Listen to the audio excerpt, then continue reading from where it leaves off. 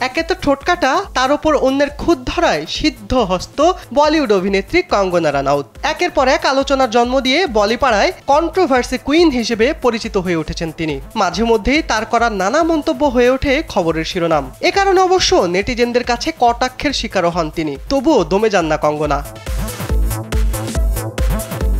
মাঝে মধ্যেই কঙ্গনার কটু কথার টার্গেট হন বলিউড স্টার রণবীর কাপুর। এবারও অন্যথা হলো না।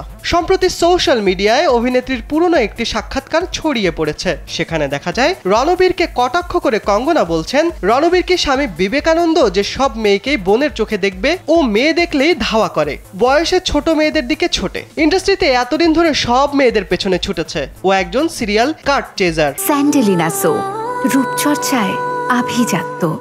কিন্তু কেউ কেউ ওকে প্রকাশ্যে ধর্ষক বলেছে, কারণ এসব তকমা ক্ষমতাশীলদের জোটে না।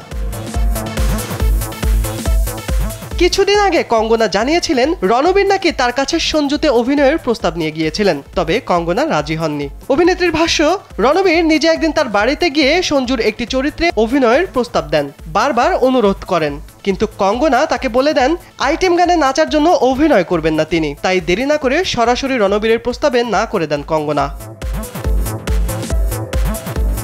শিবলি আহমেদ, কালবেলা।